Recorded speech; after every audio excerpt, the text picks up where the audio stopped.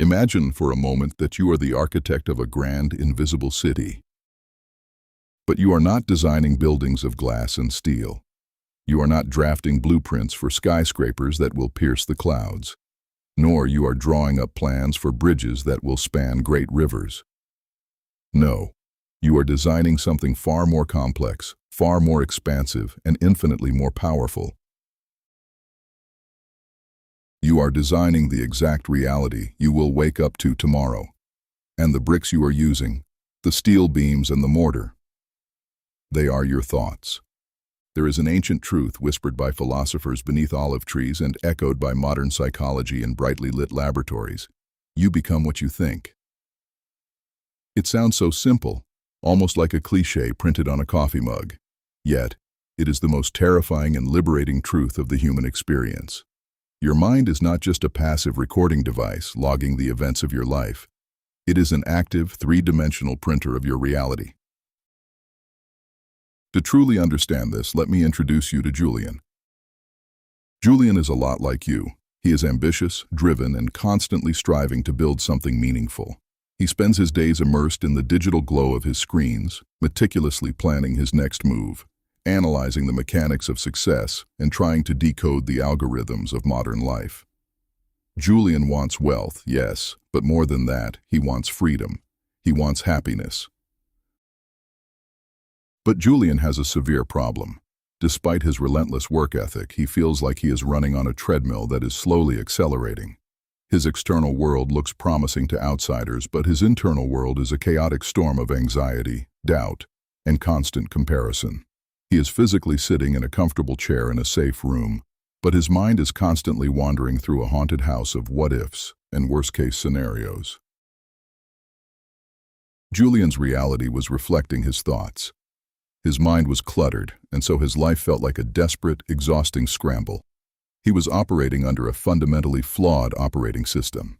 He believed that if he could just change his external circumstances, if he could just get that one big win, reach that specific milestone, or see a certain number in his bank account, then his internal world would magically fix itself. He had it completely backward. The architecture of his life was crumbling because the blueprint, his daily repetitive thoughts, was drawn with the ink of fear and lack. This story you are listening to right now is the exact blueprint for how Julian rebuilt his mind.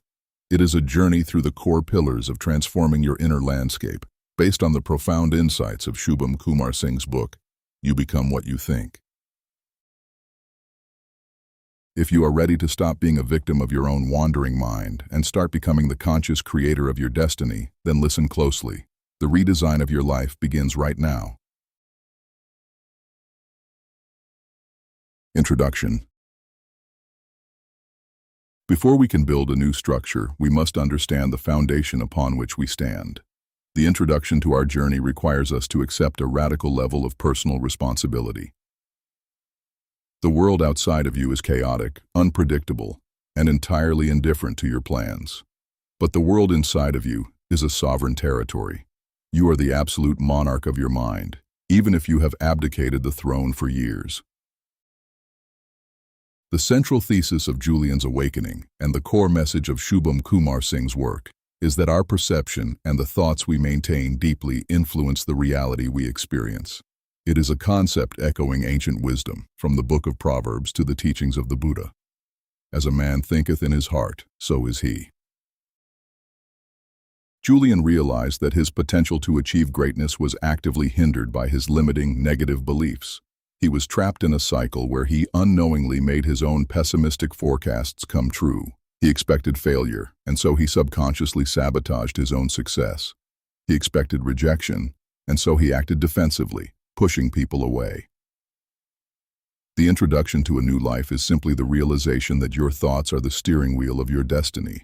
To turn the car, you must first grip the wheel. Part 1. Happiness and Mindfulness. We begin where Julian's transformation had to begin, the elusive, exhausting pursuit of happiness. Julian was infected with a disease that plagues modern society. It is called the I'll be happy when syndrome. You probably know the symptoms intimately. I'll be happy when I finish this project. I'll be happy when I make my first million. I'll be happy when I finally go on that vacation to the coast. Julian viewed happiness not as a state of being, but as a finish line. He believed it was a destination he had to earn through exhaustion and sacrifice. Because of this, his mind was perpetually living in the future. He was never actually here. One evening, after a grueling 14-hour workday, Julian sat on his balcony overlooking the city lights. He had just achieved a major goal he had set for himself 6 months prior. He sat there, waiting for the profound wave of satisfaction to wash over him. He waited for the happiness to finally arrive. It didn't.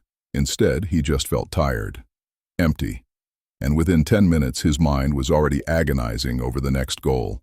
The goalpost had moved. The horizon had shifted. It always does. This was Julian's breaking point. He realized that if happiness is always placed in the future, it will always remain out of reach. Tomorrow never comes, because when it arrives, it is today. This is where the profound power of mindfulness stepped into his life. Mindfulness is not about sitting cross-legged on a mountaintop and emptying your mind of all thoughts. As Julian quickly learned, the brain is an organ designed to think. Asking it to stop thinking is like asking your heart to stop beating. It is impossible. Mindfulness is simply the art of waking up. It is the practice of becoming the observer of your thoughts, rather than being kidnapped by them. Julian started a new practice. Every morning, before touching his phone, before looking at a single email, he sat in complete silence for 10 minutes. He practiced feeling the physical sensation of the air entering his lungs. When his mind inevitably rushed forward to the stresses of the day, the pending tasks, the emails, the deadlines, he didn't get angry at himself. He just gently brought his attention back to the present moment. He realized something incredibly powerful. Anxiety cannot exist in the present moment. Anxiety requires a future to worry about. Depression often requires a past to regret. The only place where true, unadulterated peace exists is right now, in the exact fraction of a second you are currently living. By pulling his thoughts out of the hypothetical future and grounding them in the concrete present, Julian didn't just find mindfulness. He found the happiness he had been exhaustingly chasing his entire life. He learned that happiness is the quiet joy of a hot cup of coffee. It is the sensation of the sun on your face. It is the deep focus of doing one task exceptionally well. It had been right under his nose the entire time, obscured only by the noise of his own wandering mind. Part 2. Habits and Personal Growth. Once Julian learned to anchor his mind in the present, he faced his next grand challenge: actual, tangible transformation. How do you actually change your life? How do you go from who you are today to the optimized, successful, fulfilled person you see in your mind's eye?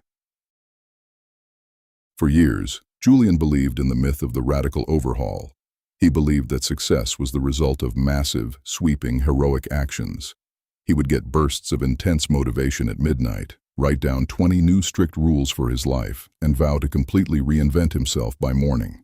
By Wednesday, the motivation would fade, the old comfortable patterns would return, and he would be engulfed in a wave of guilt and self-loathing. What Julian failed to understand is that your life is not shaped by the grand, sweeping actions you take once in a while. Your life is shaped by what you do every single day. Your life is the sum total of your habits, and every single habit begins as a solitary thought. Think of your actions like the compounding of an investment. If you improve by just 1% every day, you don't just become 365% better at the end of the year.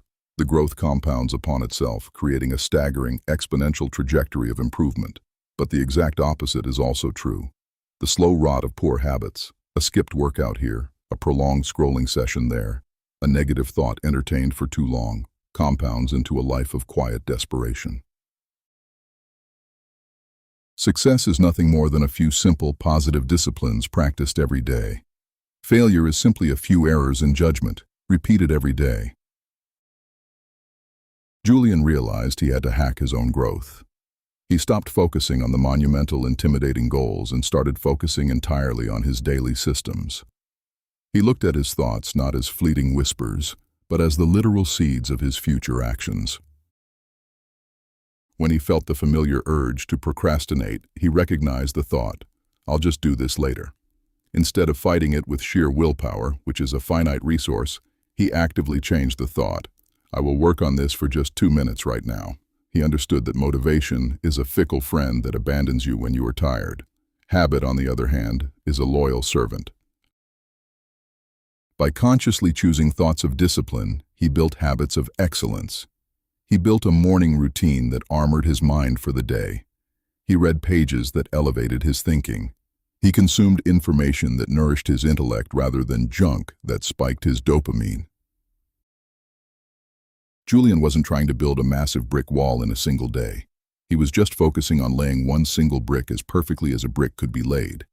And over time, without him even noticing the exact moment it happened, the wall built itself. He had become what he repeatedly did. Part 3. Stoic Philosophy. But life is not a straight, uninterrupted line of upward growth. The universe does not care about your perfectly crafted morning routine or your positive affirmations. Chaos is a fundamental law of nature. 6 months into his journey of self-improvement, Julian was hit with a disaster.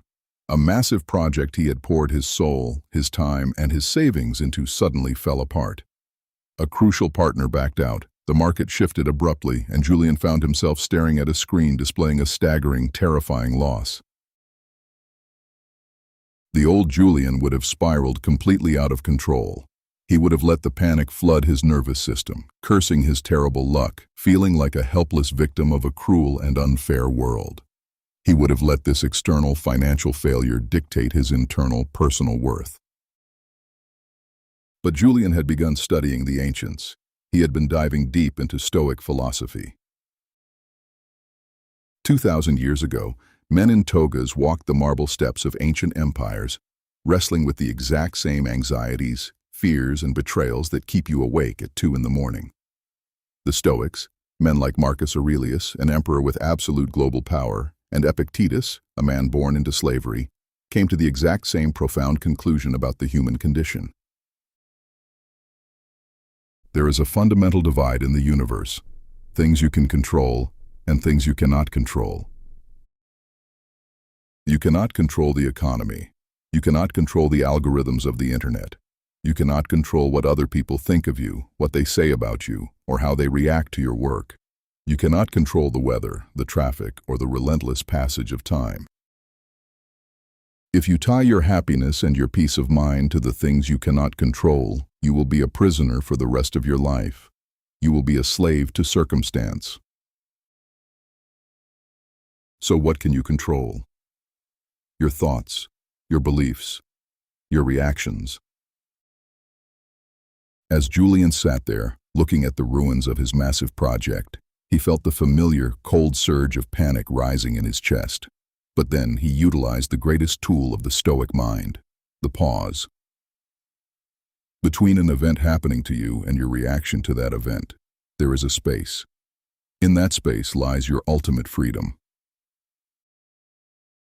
Julian took a deep, deliberate breath. He looked at the situation objectively. Is this a disaster? He asked himself out loud. Or is this simply an event? The event itself was completely neutral. It was a transfer of data and capital. It was his thought about the event that labeled it a catastrophic disaster. Julian actively chose a different thought. He chose to view the failure not as a reflection of his personal worth, but as raw, valuable data. It was feedback. The obstacle in his path had just become the path itself. By accepting what he could not change, Julian preserved his vital energy. He didn't waste a single ounce of mental horsepower, wishing the past was different. He poured all of his laser focus into his next strategic move. Stoicism didn't make him a cold, emotionless robot. It made him unbreakable. He realized that a calm, focused mind is the ultimate weapon against a chaotic, unpredictable world. Part 4. Mental Health. To maintain that stoic calm, Julian had to confront the deepest, darkest corners of his own mind. He had to fiercely address his mental health. In our relentless modern pursuit of success, we often treat our minds like machines. We push them, overclock them, and deprive them of necessary rest, expecting them to perform flawlessly on command. But the mind is not a machine. It is an organic, highly fragile ecosystem. For years, Julian's inner dialogue was utterly toxic. If he spoke to his friends the way he spoke to himself in the privacy of his own head, he would have absolutely no friends left. When he made a mistake, his inner voice was a cruel, unforgiving tyrant. You're an idiot. You're falling behind. You're never going to make this work. Everyone else is doing better than you. This constant internal negativity wasn't just emotionally unpleasant, it was physically damaging. It kept his nervous system in a chronic state of fight or flight. He was experiencing the exact physical symptoms of running from a deadly predator, while simply sitting quietly at his desk. The thick fog of anxiety clouded his judgment, drained his physical energy, and suffocated his creativity. The turning point for Julian was embracing the concept of a total mental detox. Just as you would refuse to eat rotten, poisonous food because it would destroy your physical body, Julian learned he had to refuse to consume rotten thoughts because they were destroying his reality. He began to practice deep, radical self-compassion. He realized that his anxious, terrifying thoughts were not absolute truths. They were just his primal brain's misguided, outdated attempt to keep him safe from perceived danger. When a dark, heavy cloud of depression or a sharp electric spike of anxiety hit him, he stopped fighting it. Fighting the mental weather only gives it more energy. Instead, he visualized his mind as a vast, open, infinite blue sky. The negative thoughts, the intense fears, the crippling anxieties, they were just storm clouds passing through. A thick black cloud can obscure the sky temporarily, but it cannot destroy the sky. The sky remains unchanged, eternal, and perfectly calm behind the raging storm. Julian learned to change his language. He learned to say to himself, "I am experiencing a feeling of intense anxiety right now," rather than saying, "I am an anxious person." One implies a temporary passing state.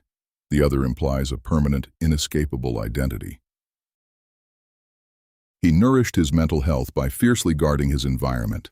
He ruthlessly curated his digital intake, unfollowing accounts that triggered feelings of inadequacy or envy. He spent deliberate time in nature, allowing the fractal patterns of trees and the soothing rhythm of water to reset his exhausted, overstimulated nervous system. He learned that taking a break was not a sign of weakness or laziness. It was a strategic, non-negotiable requirement for long-term endurance. He finally understood that protecting his peace was his ultimate daily responsibility. Part 5. Relationships. As Julian's internal private world began to deeply heal, a remarkable and entirely unexpected thing happened to his external social world. His relationships completely transformed. Before his awakening, Julian's relationships were highly transactional. Because he was operating from a core place of internal lack, fear, and anxiety, he naturally viewed other people through a lens of utility. What can this person do for me? How can this connection advance my immediate goals? Even with his closest friends and family, his mind was rarely present. He would be nodding along to a conversation, pretending to listen, while internally calculating his massive to-do list for the next day. Consequently, he felt deeply, painfully isolated. He was constantly surrounded by people, yet he felt completely alone. The book illuminated a harsh but profoundly necessary truth. We do not see others as they are. We see them as we are. When Julian was intensely stressed, chronically tired, and angry at himself, he found absolutely everyone around him irritating, painfully slow, and deeply incompetent. His internal boiling agitation was automatically projected onto the blank canvas of the people in his life. But as Julian detoxed his mind and practically applied mindfulness, The mirror changed. Because he was practicing profound patience with his own flaws, he suddenly found he had an abundance of patience for the flaws of others. Because he was speaking kindly and gently to himself, his words to his peers naturally became words of genuine encouragement rather than sharp criticism. He started practicing active, radical empathy. When a colleague made a massive mistake or a friend acted completely out of line, Julian's immediate knee-jerk thought was no longer burning annoyance. His thought shifted to a place of genuine curiosity. What kind of invisible internal battle are they fighting right now that I know absolutely nothing about? He learned the profound, almost magical power of giving someone his undivided, unfragmented attention. When he spoke to someone, he physically put his phone out of sight. He looked them directly in the eye. He listened not to formulate a clever reply, but to truly, deeply understand their perspective. This simple internal shift in thought, from self-centered anxiety to outward-focused empathy, was incredibly magnetic. People felt truly heard around him. They felt deeply valued. Unconsciously, people began to trust him more implicitly, collaborate with him more deeply, and fiercely support his visions. Julian discovered that the ultimate quality of your life is directly proportional to the quality of your relationships. And the quality of your relationships is entirely, 100% dependent on the quality of your internal thoughts about other people. Part 6. Human Psychology.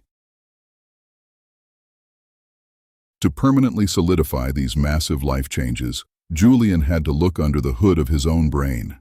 He had to understand the biological machinery that was driving his reality. He had to delve deep into the fascinating world of human psychology. Why is it so incredibly hard to stay positive? Why does one single negative comment from a stranger ruin a beautiful day filled with 10 amazing compliments from friends? Why do we actively self-sabotage just when things are finally going well? Julian discovered that he was fighting against millions of years of rigorous evolutionary programming. The human brain was not designed by nature to make us happy, fulfilled, or productive. It was designed to keep us alive. Our ancestors who survived the harsh wilderness were the ones who were constantly, obsessively scanning the horizon for danger. The ones who stopped to relax and admire a beautiful flower got eaten by a tiger. Therefore, we are biologically hardwired with a powerful negativity bias. Our brains act like sticky Velcro for negative experiences, holding onto them tightly, and act like slippery Teflon for positive ones, letting them slide right off. Understanding this biological fact was a massive revelation for Julian. It meant he wasn't broken, flawed, or uniquely cursed. His brain was just functioning exactly how it evolved to function. But Julian no longer lived in the dangerous savannah. The tigers in his modern life were now just stressful emails, tight deadlines, and meaningless social media metrics. To overcome this primal, outdated wiring, Julian had to become an active, conscious programmer of his own subconscious mind. He learned about a vital mechanism in the brain called the reticular activating system, a bundle of nerves at our brainstem that filters out millions of pieces of unnecessary information every second, so only the important stuff gets through to our conscious awareness. Have you ever bought a new car, or even just started thinking about a specific type of car, and suddenly you see that exact car everywhere on the road? The cars were always there. Your brain just finally started letting you see them because you gave it the specific instruction that this car was now important to you. Julian realized with terrifying clarity that if he constantly thought about his deep flaws, his towering fears, and his impossible obstacles, his reticular activating system would diligently filter his reality to show him more evidence of flaws, fears, and obstacles. He was literally, biologically blinding himself to solutions and opportunities. So, he completely changed the instructions he fed his brain. He began the rigorous daily practice of intentional, directed focus. He visualized his goals not as distant, impossible wishes, but as present, unfolding realities. He focused his thoughts intensely and deliberately on gratitude, personal growth, and creative solutions. And slowly, miraculously, his physical reality shifted. His brain began to automatically highlight the opportunities, the powerful connections, and the clear pathways that had actually always been there, but had previously been filtered out by his own negative, fear-based programming. He wasn't using magic or mystical forces. He was simply using his own neuropsychology to his immense advantage. He had finally learned how to rewrite the base code of his own mind. Thank you note and conclusion. Julian's incredible story is not a perfect fairy tale. He still faces difficult, exhausting days. He still experiences heavy stress, deep frustration, and moments of crippling doubt. But the fundamental difference is this: he is no longer the helpless victim of the storm. He is the masterful captain of the ship. He realized that true wealth, lasting success, and profound fulfillment are not physical objects you desperately acquire from the outside world. They are deeply rooted states of being that you carefully manifest from the inside out. The title, "You Become What You Think," is not just a catchy phrase on the cover of a book. It is the absolute, fundamental law of human existence. Think of your mind as highly fertile soil. Your thoughts are the seeds you are planting every single second of the day. If you carelessly plant seeds of dark doubt, paralyzing fear, and cynical negativity, you will inevitably harvest a suffocating life of anxiety, restriction, and profound limitation. But if you consciously, fiercely, and relentlessly plant seeds of bold courage, unwavering discipline, deep empathy, and grounded presence, you will harvest a reality that is vastly beyond your wildest, most ambitious imagination. Take a moment right now, wherever you are. Listen closely to the quiet voice speaking inside your head. What is it saying to you in this exact moment? Observe that voice, challenge that voice, and if it does not serve you, change that voice. Because today, tomorrow, and for the rest of your beautiful, unwritten life, you will become exactly what you think.